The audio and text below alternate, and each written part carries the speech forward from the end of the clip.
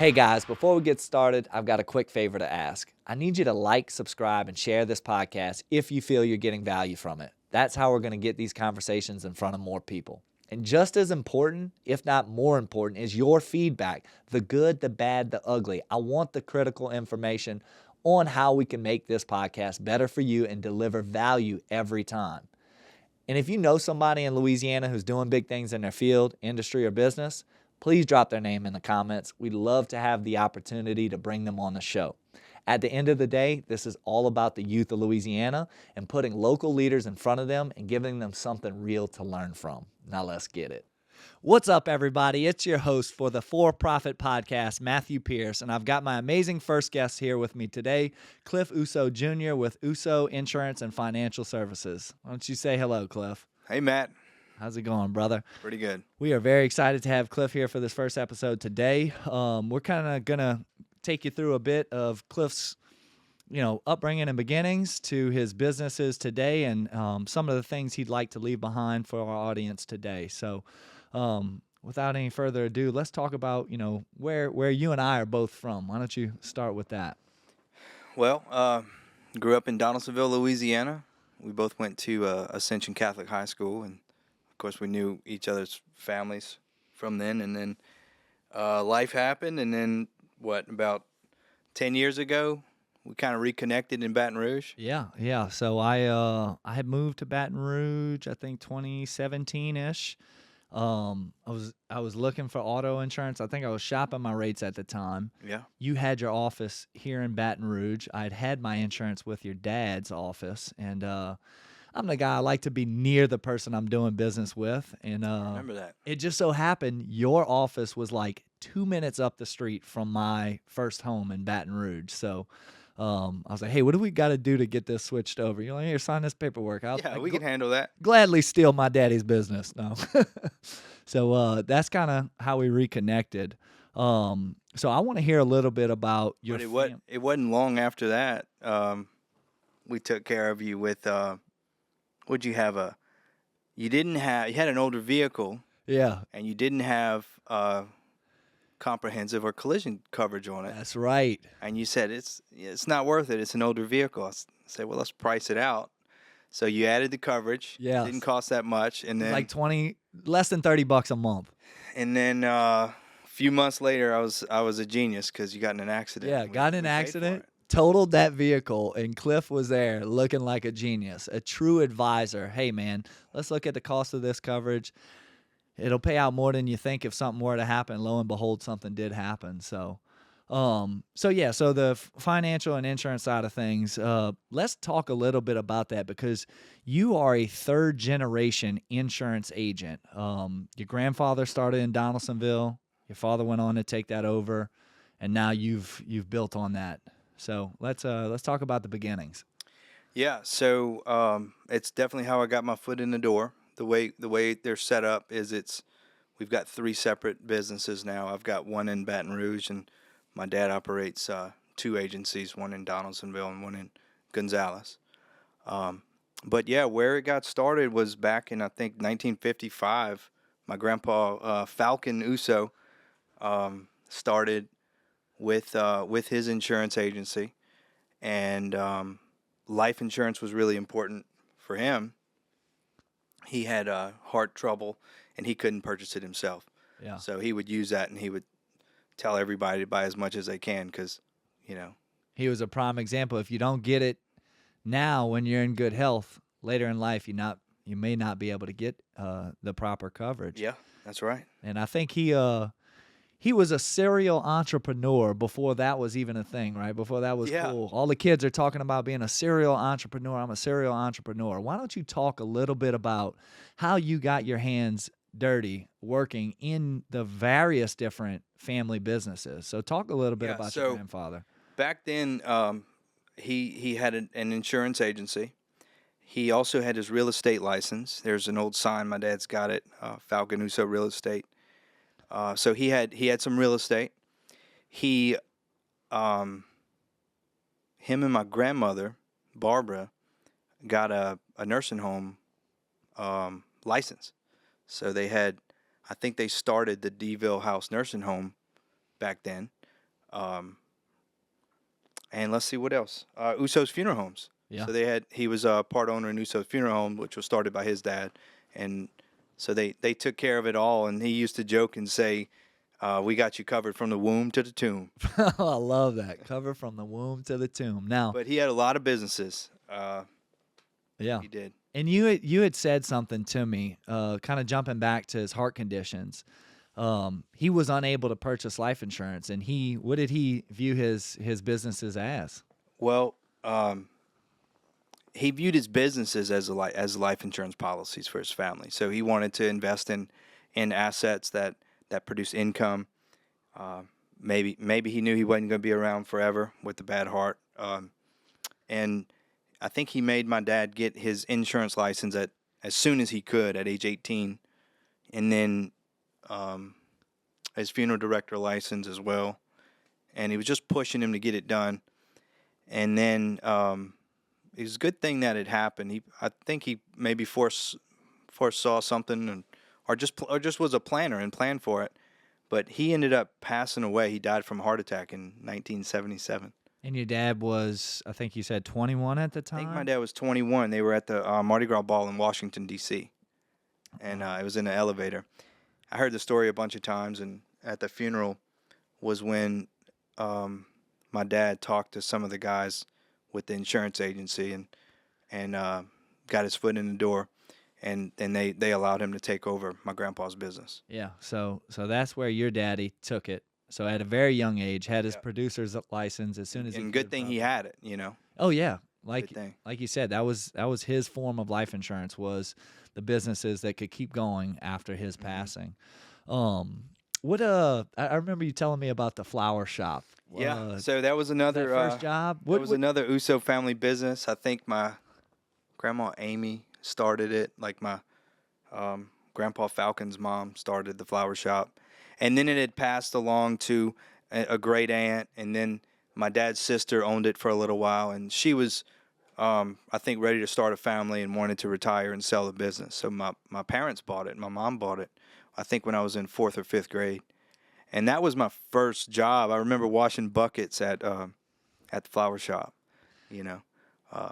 And there's a way to wash flowers, right? You told me so, this is your first experience with. Not a lot of people put a lot of pride in it, but you have to first buy quality flowers, and then you got to prepare them and cut them the proper way, use the right solution in the water, and the reason you do that is so they last.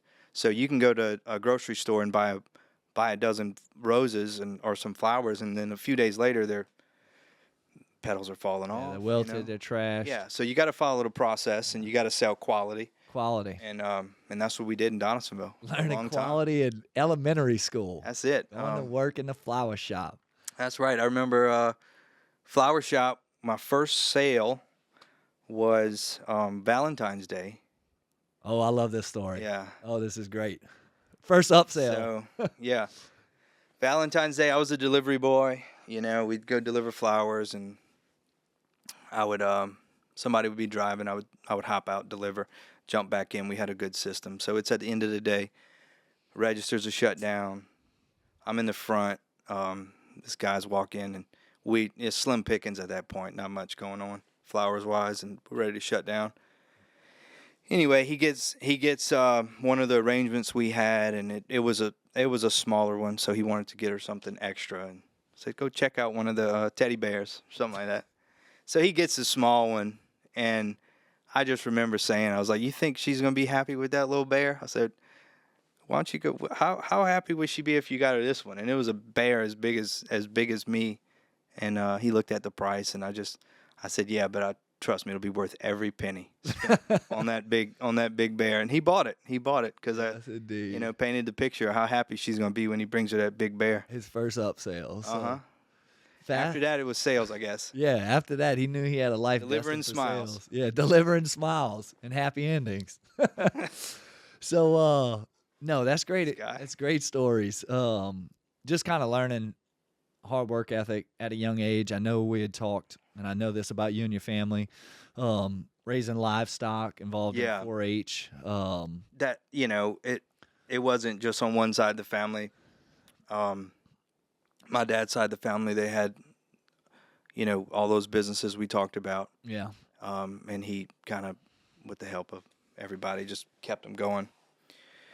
But yeah, my mom's side of the family too, they were very hard workers. I know my great-great-grandpa got to New Orleans and walked up the levee, settled in Donaldsonville, just like a bunch of other Italians did back in the day. Just Italian fresh off the boat? Yeah, just looking for walk up. opportunity. Yeah, and I think they were just a truck farmer, so he had a little piece of property, grew some vegetables, farmed, and then next generation, farmed a little bit of sugar cane.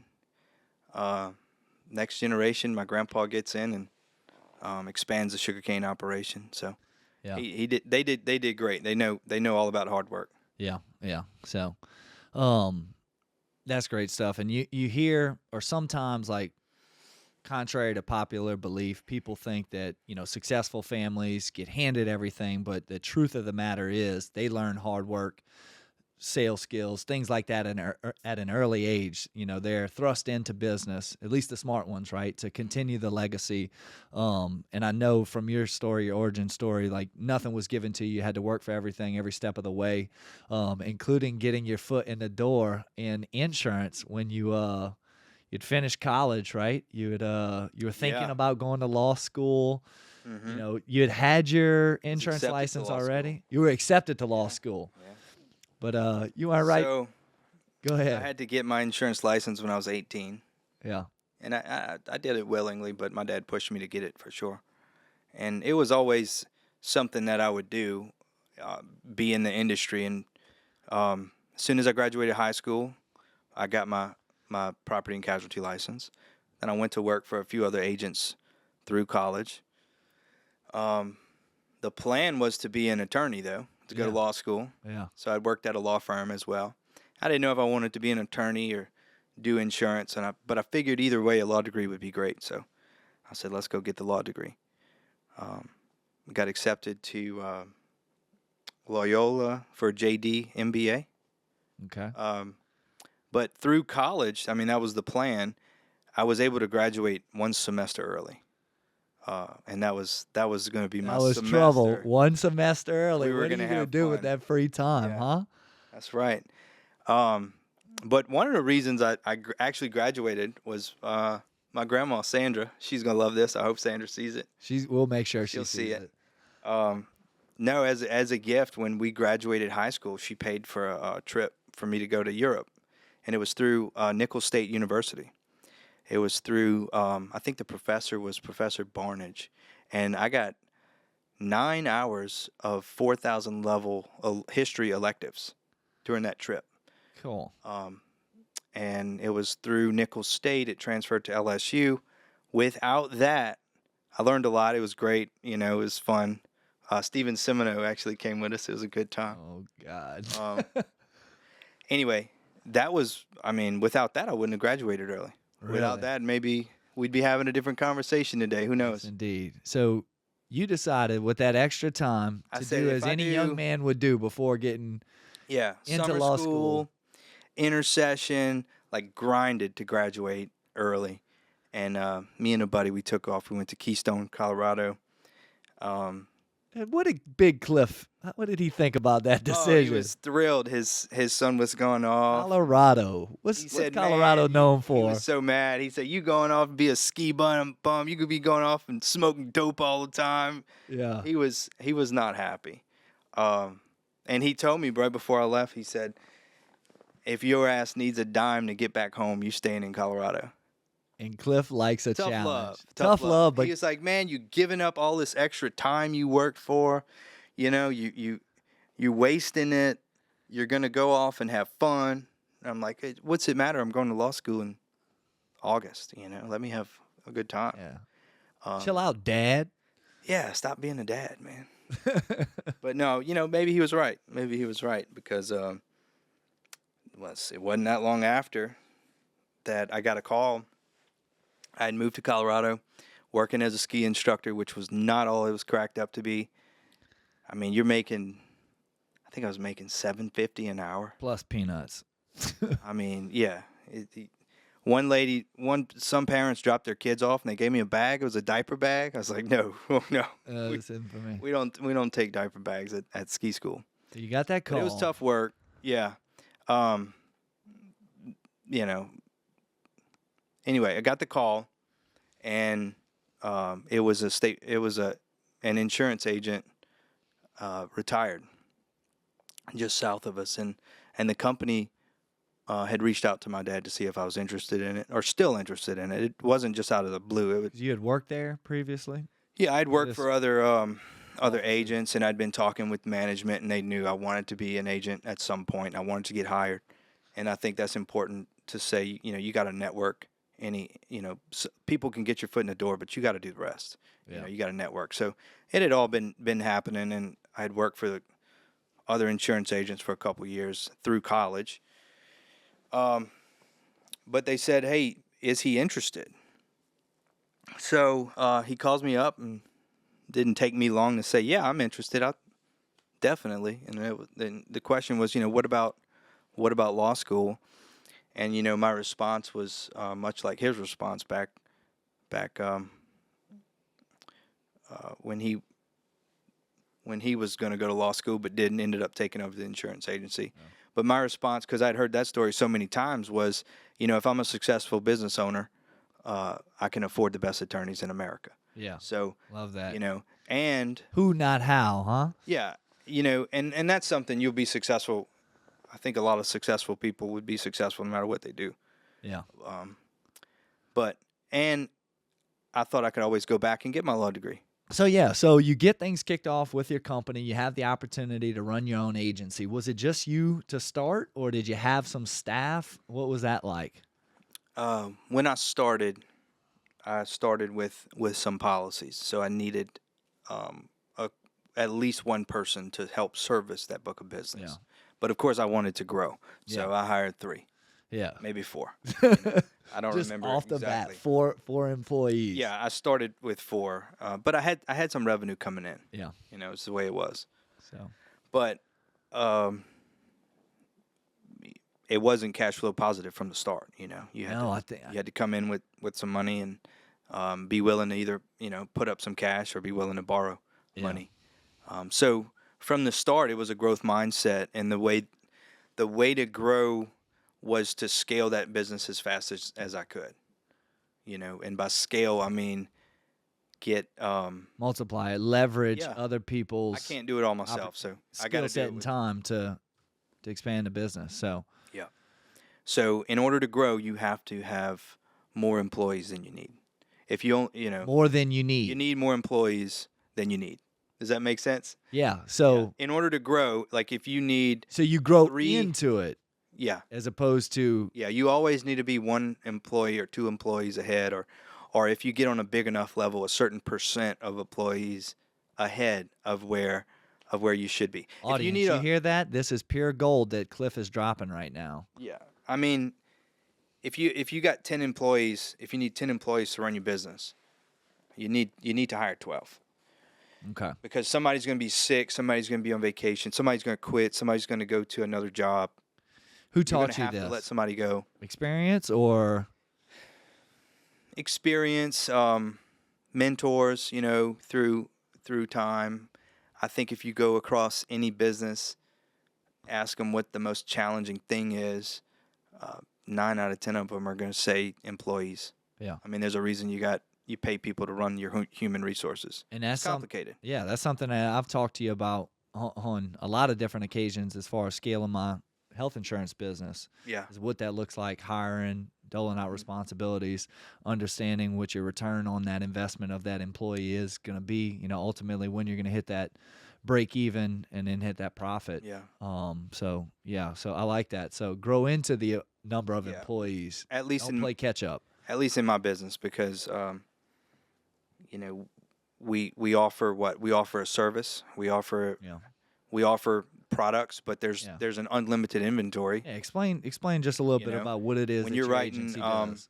Homeowners insurance, car insurance, life insurance. I mean, you're selling insurance policies, but truly what you're selling is a plan to make sure that when things go wrong, your insurance company's there to step up. You got the right coverage, the right policies, to pay the right amount during those claims. Yeah, definitely. So the only way for me to grow as a business is to employ more people.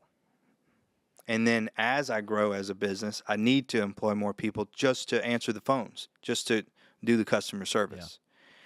So that's what I mean by, if you need 10 people, you need to hire 12. Okay. Because if all you're doing is servicing, you're kind of just spinning your wheels. So how is it that you took on the role as a leader, as an owner of a business, when you're hiring these people? Because every time I'd ever come into your office, I mean, you were there, you were working, you were messing with the phone systems, in the computer, checking on leads, doing things like that. Tell us a little bit about leading employees, inspiring them, keeping them motivated. How do you go about doing that at your agency? So you kind of build the culture. And I think early on the culture is you're in there with one or two people. You're rolling up your sleeves. You're actually doing the work with them. Yeah. You're showing them how to work.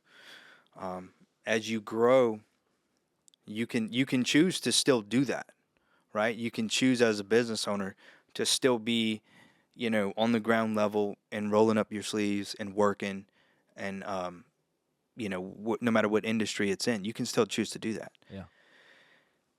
But for me, I can get a lot more accomplished if I can teach other people how to do what I can do, and several of them I've taught how to do what I can do, and they do it even better than I can do it. Yeah. So that's where I've chosen to spend most of my time, and it's hiring people, it's motivating them, it's showing them that you can make this much in this opportunity. This is what I can offer you. Every time I hire somebody, I tell them, this is the opportunity I have. This is what I can offer you. This is what some of my top earners make. Beyond that, if you want an opportunity more than that, I'll help you get there. Yeah. It might take 4 or 5 years working for me, and then we'll get you your own agency or your own business on your own. Yeah, so you definitely have an abundance mindset. Yeah. So that's where I spend, how do you get and grow employees and train people? It starts with you on the ground level, most businesses, at least most startups, and then you slowly build it up. What were some of the hardships that you faced along the way? Because everything couldn't have been just sunshine and rainbows. What were some of the difficulties that like a problem that, you had to take on and figure out, okay, this is a little bit different. This is new growth, or this is an area where I'm unfamiliar. Tell me some of your growing pains over the years. So I think the biggest growing pain for me was something, and the reason it hurt so much was it wasn't much that I can really control. You do a SWOT analysis, SWOT, strength, weakness, opportunities, and threats. So strength is, what is my strength? That's easy. Weakness is what are our weaknesses as a company or as a business? What's our weaknesses? We know what that is, and we can control that. What are our opportunities out there? There's opportunity in this market or that market, so we're going to go after that market. But the threat is something that you can't really control. And one of the threats for me in the insurance business, and you for your insurance business as well, is what happens when the product you're selling, the price goes up. Yeah, the uncontrollable variables. I can't control the price. So not only did the price go up for new business I'm trying to acquire, the price went up for existing customers as well. Yeah. And I can't control the price. And I think that's, at the time, I was thinking it was just the company problem, but it's more of an industry. The longer I'm in it, it's more of an industry cycle. And I think, but when it hit me was in 2017, in 2018. I had just had 2015 was my first year. 2016 was my second year. I just kind of got my feet from under me. Beginning of 2017 was looking great. And then all of a sudden, rate increase, customers start leaving, those 2 years were tough. Yeah. But I got over it. Yeah. How did I get out of it is I just got over it. And I said, you know what? I'm tired of sitting down for for a year, maybe I just threw my hands up. I had a really good employee, a really good sales rep working for me at the time, who went on to a better opportunity, which I helped him get. That was the plan. So best salesperson leaves, the market gets hard. Like, it was a perfect storm. Yeah. And I probably sulked about it and cried about it for about a year until I was tired of crying about it, and then you just get back up, start running hard again, and do it all over again. Yeah. And you adopted that mindset. Nobody cares. I'm the only one who can change this. That's I'm the it. only one who can do something about this. That's I'm gonna it. be a player, not a victim. Let's pick up That's the bootstraps. Right. And I learned from that. I think though the reason it hit so hard was it hit 2 years after I really got started again. Yeah. So I didn't quite have the cash flows up ready for it, and it hurt.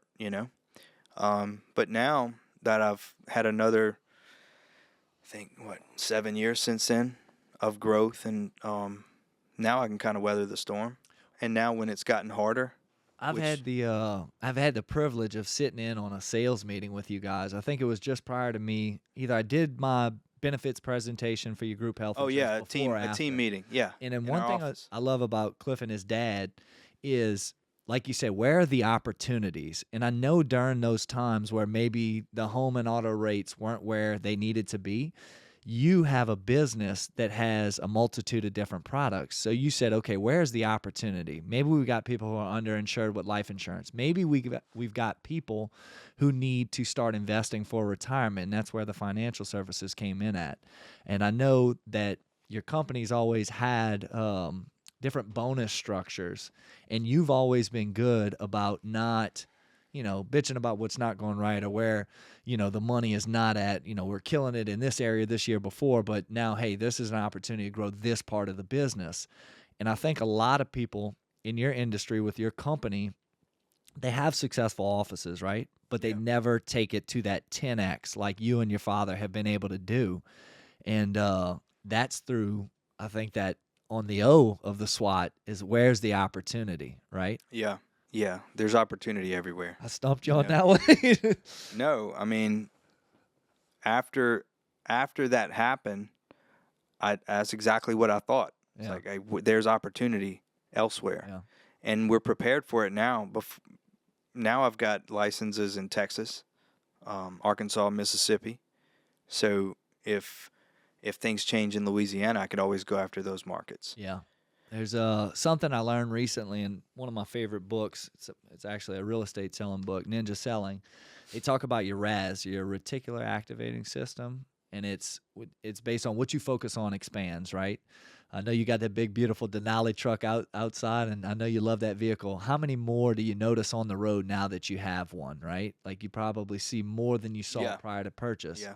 And I think opportunity, like optimism and pessimism, if you're looking for shit that's gone wrong in business or in an industry or market, you're going to find it, right? When you focus on that expands. Mm-hmm. But when you double down on, let me do a little bit of thinking, right? Where is there opportunity? Then all of a sudden you start to see the things that the others can't see because they're focused on the pessimism, the bad market. And so it's hard to stay away, sometimes. I mean, you always talk about perfect. None of us you always talk about staying away from that guy. That's always negative. And then sometimes you're like, damn, is that me? Yeah. It's been a rough day. Here I am complaining about all of these things, and life's actually pretty damn good, and I'm just focusing on these two little small problems. But find a way to find some gratitude, right? Yeah.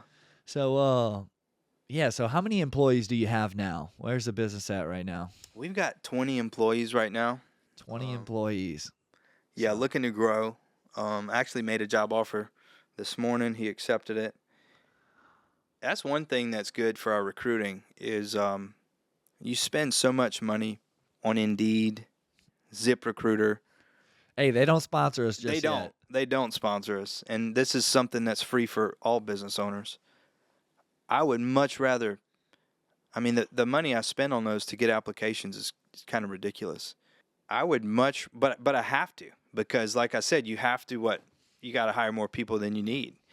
And you always have to be looking, and the bigger you get as a company, the more you have to look. So we But talk about, real quick, okay, hit me, because I got a great question about employees quick. for you. I'd rather pay my employees than ZipRecruiter. So why not let your employees be your recruiters? So not that long ago, maybe a year ago or two, I put out a big bonus. I did the math. I said, well, this quarter I spent X dollars on these companies, and I did the math. I said, if you as an employee not hire somebody, but give me somebody's name, resume, number, whoever you think might be a good fit here. If they're employed for 90 days and got all the license, you get a $1,000 bonus.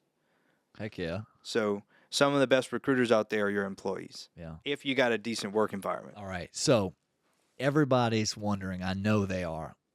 20 employees, you've scaled the company. I'm sure you went through a handful or two of bad employees. How do you handle that? How do you spot them, whether that's in the interview process? What does it look like if they do skip and make it through the cracks? Yeah. That's a tough one. I've hired a lot of people. We are really high intense agency.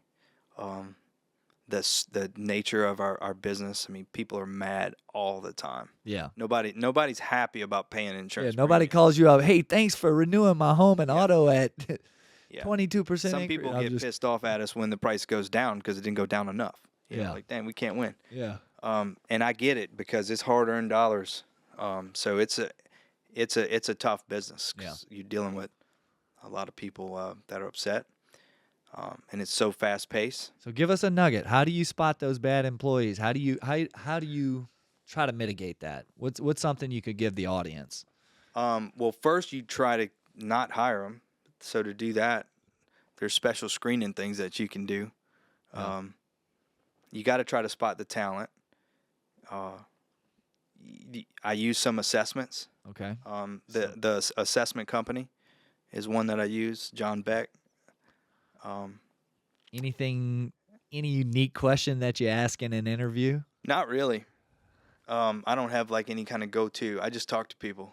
I just try to get a good read on them. Yeah. Usually by the time they get to me, we've had a phone screen. I know people are putting on their best when they come into an interview, unless they lack total self-awareness. Everybody is. Yeah. So. And everybody says they're going to do this and they're going to do that, and a lot of times they don't follow through. One thing I've recently done is invited people who we hire to come in for like hour and a half to 2 hours, see what we can do, see how it is working in our environment. Before they accept? Yeah.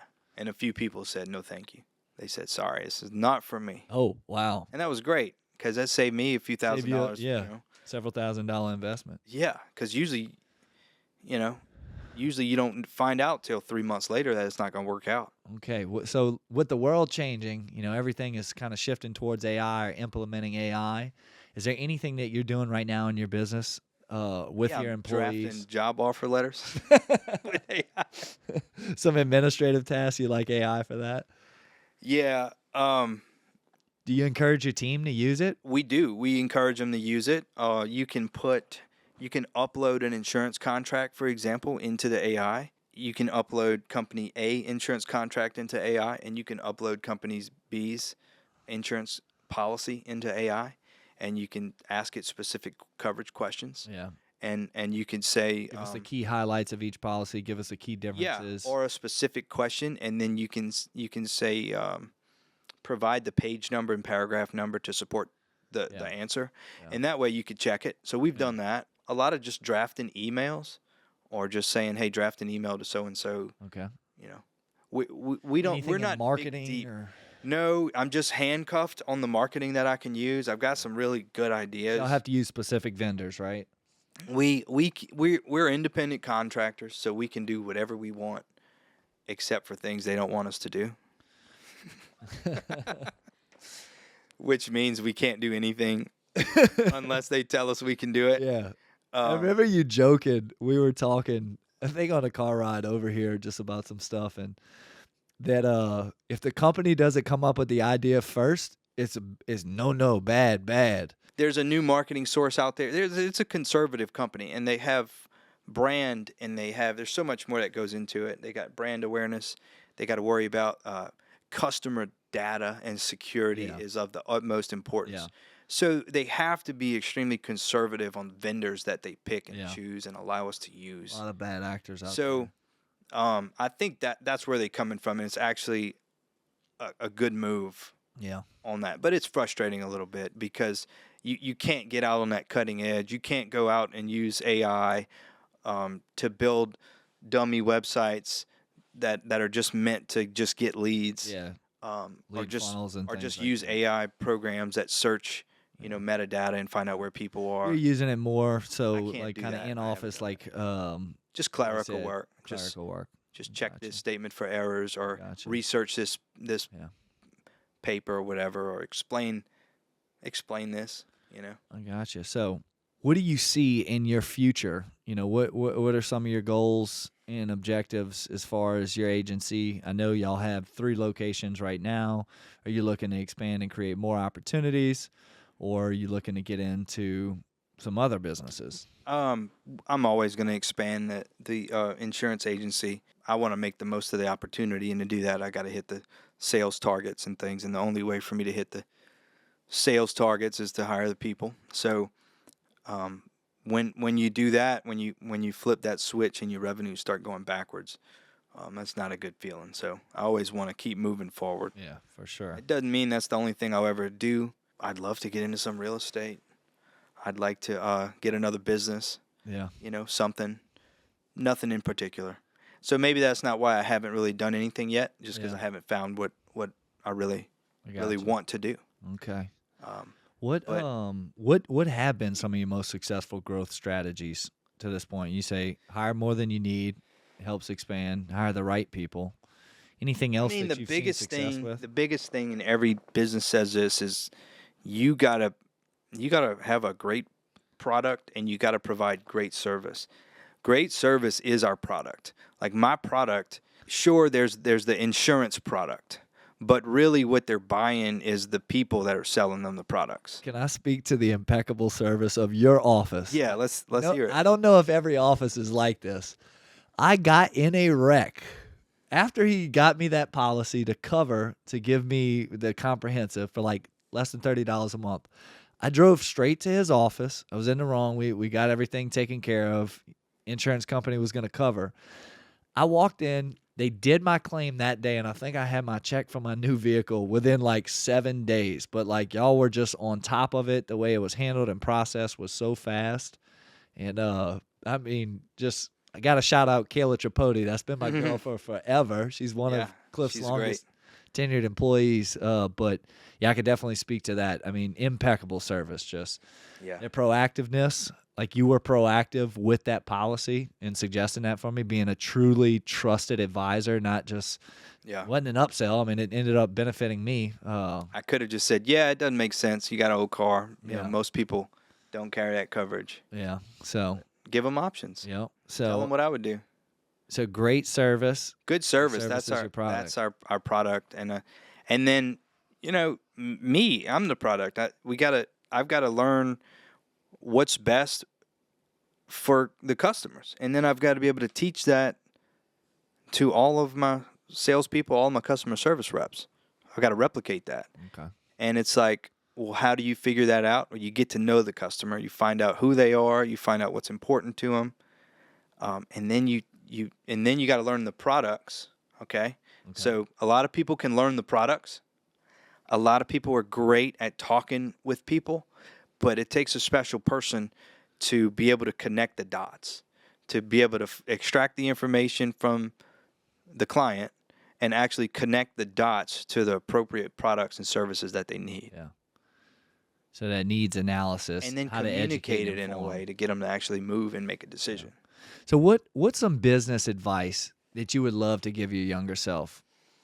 Or if your son was watching this podcast, what's something that you've learned along the way that you definitely want to share with the next generation? I would set a goal, set some big goals that you want to hit, and do it both as a business and do it as individual or personal goals. You know, if you're starting a business, you got the business goals. You know, Maybe you want a certain amount of customers. Maybe you want to get to a certain amount of revenue.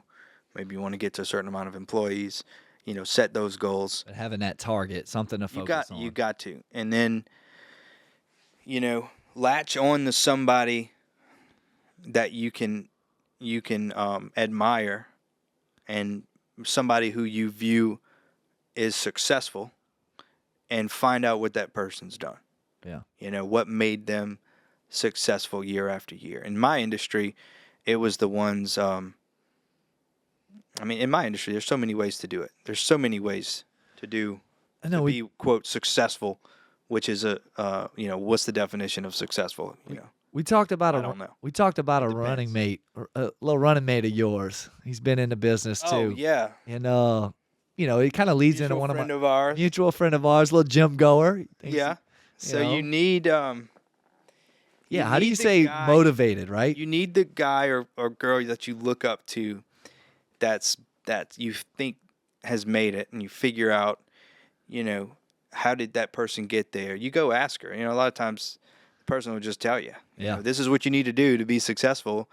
And they're going to tell you because 99 of 100 people won't do it anyway, Yeah. and go find that out.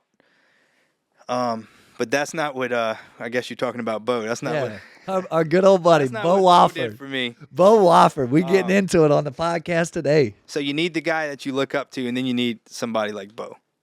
What is Bo for you? Bo and I started on the same day. So I do look up to him. He's a great guy. But we push one another is what I mean by that. So he wanted to be successful. I wanted to be successful. We kind of had similar goals. We started on the same day in the same market. Both had young families, similar business goals.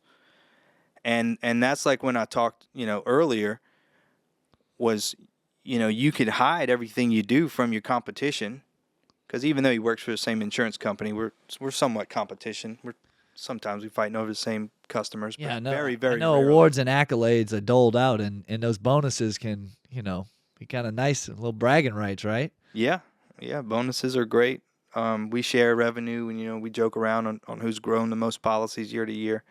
But we push one another. Yeah. And it's been a great race. And healthy. This is healthy competition. This is healthy competition. This is, not long ago, I think today maybe or yesterday, I called him up, congratulated him. He beat me last month. Hell yeah.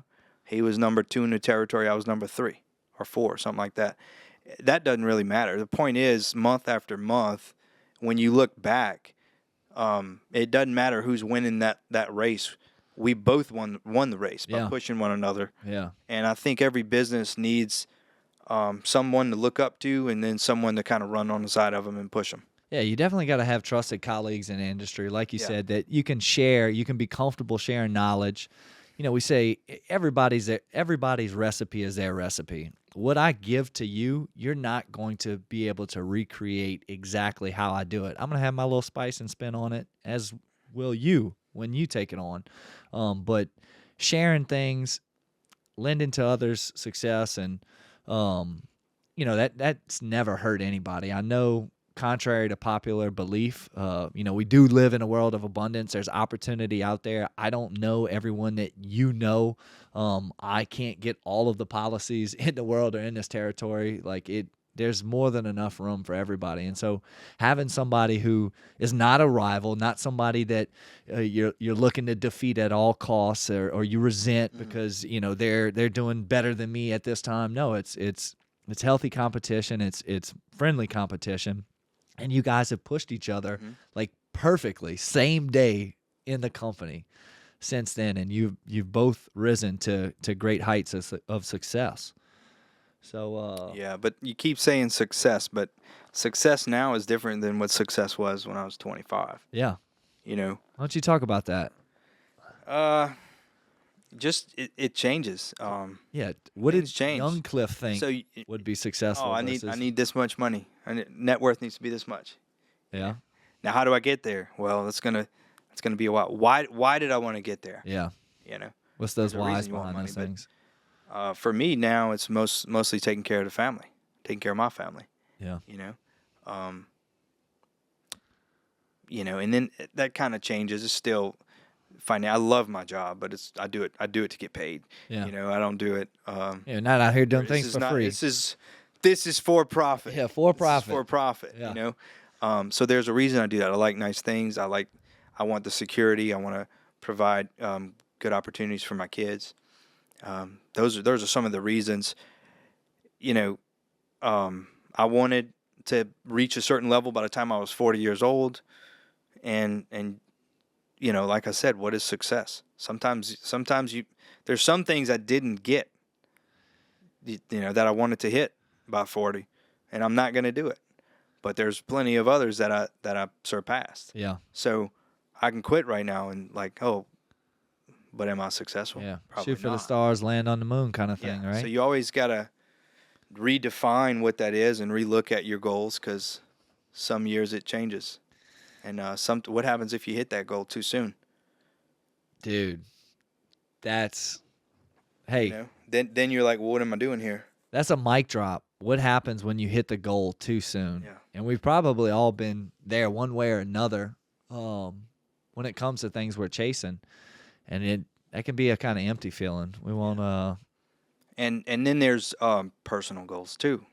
So everybody talks about success in business and for profit, but if your personal life is in the dumps, your business is going to suffer. Yeah. You know? And then if your business suffers and you're not making profit, personal life gets a little harder too. Yeah. So it's kind of it needs to be a balance. Yeah. You can have everything that you want, but you can't have it all at once.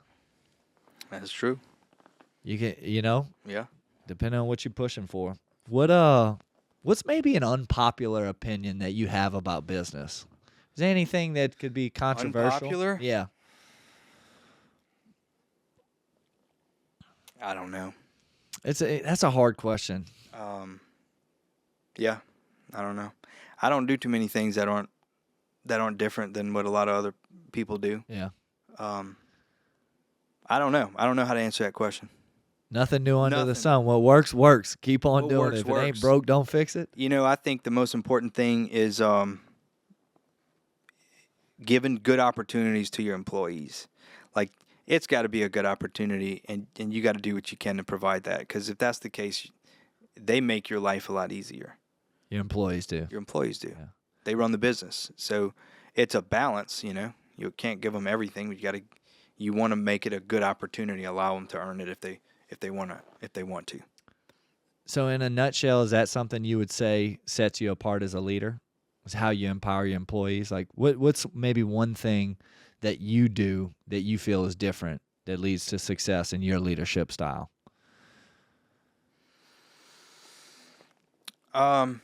I try to coach people.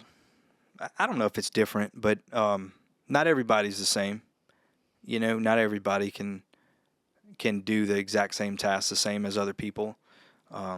Sometimes people can get the same results. They just need to do it a different way. Yeah. Prime example would be, I need you to sell this much in a month. And the way you do that is to work these leads and to make these many phone calls and just sit by this computer and call and make these sales. Some people can do that. Some people can't. Some people will quit in 20 days because it's done. There's no way. They quit in a week. I can't do this. But that same person that'll quit and not make 150 phone calls in a day, they can go knock on some doors, or maybe they got some other talents, and it might take them a little bit longer. But if you allow them to get out there and network and go to, weekly BNI meetings, BNI Business meetings, Networking local International, chapter, Capital Connections. Check us out every Thursday, 8:30 a.m. City Pork on Highland. Yeah. So in the past, it's been, fit this model or not, because the model's proven and it works. Well, the model's proven and it works with this type of individual, but the model might not work with that type of individual. Yeah. So you've definitely taken you try to adapt to the different kind of styles. Same thing goes with like marketing scripts. When I was early on, it was, I heard this guy talking about the way you're successful is you focus on the process, and it's got to be done and said the same. Everything's got to be said the same way every time.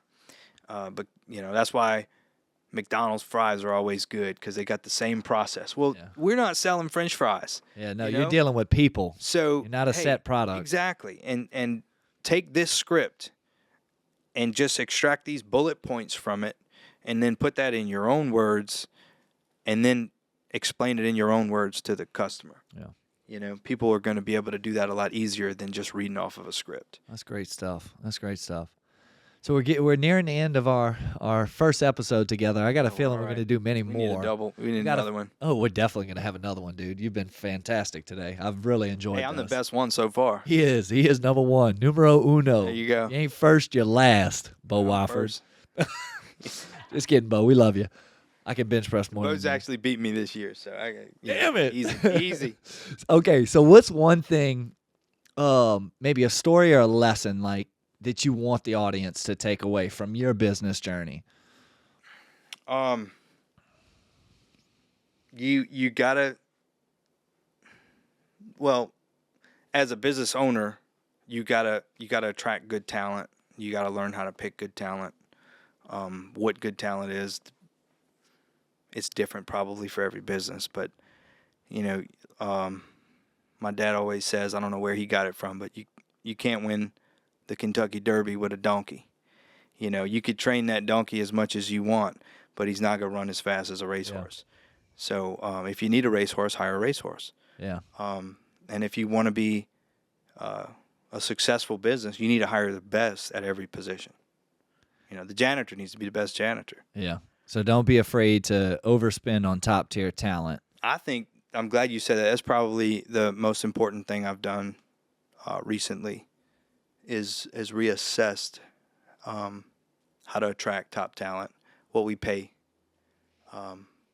the type of incentives that we give out, and the rewards that we give for the top performers. I like it. So does that mean Cliff Ourso Insurance Agency and Financial Services is hiring? Are we looking for new talent? We looking for top talent, baby? We're always looking. Looking for some thoroughbreds? For some thoroughbreds. Yeah, we running in the Derby. Yeah. Every month's a Derby, a new Derby. Every month's a new Derby at Cliff Ourso Insurance Agency. That's right. So lastly, I know we touched on it a little bit. The podcast is obviously called For Profit. For profit can mean a lot of things. It can mean excess, abundance, success. Kind of, what does that mean for you when you hear this phrase, for profit, knowing, who we're trying to impact the next generation? Take your time if you need to, but. For me, for profit 20 years ago would have been, how much money am I making? And that's business. You got to know that profit and loss and income. And that's business, right? It's for profit. But personally, it's you got to be well-rounded. You got to surround yourself with good people, right? You got to surround yourself with good friends. Your business needs to be surrounded with good people. You got to network. Yeah. But same thing in your personal life. A good friend of mine, he said his grandpa would always tell him, let's see, how does he put it? Tell me who your friends are, and I'll tell you who you are. Okay? So you're going to be like the people you hang around with. Absolutely. They're going to rub off on you. They're either going to be positive influence or negative influence. So you need to hang out with positive people, but you also need to be a positive influence for others as well. Big Cliff did not want you going to Colorado smoking dope, huh? No, he did not. But we made it back. Yeah, and we he made didn't it have back. to pay a dime to give me back. We didn't have to pay a dime to get you back. The company got me back. Look, Cliff, I nailed that interview. It's been a pleasure, dude. Thank you for being my first official guest on the podcast. Had so much fun with you today. For our audience listening, give us a thumbs up, a like, a follow, subscribe to the channels. We're going to have a little bit after, I guess, with the website, right? We'll plug this. We love to hear your feedback, comments, who you'd like to see on next, what you liked about the episode, and what way we could improve. And for now, that's a wrap. Until the next episode, Matthew Pearce signing out.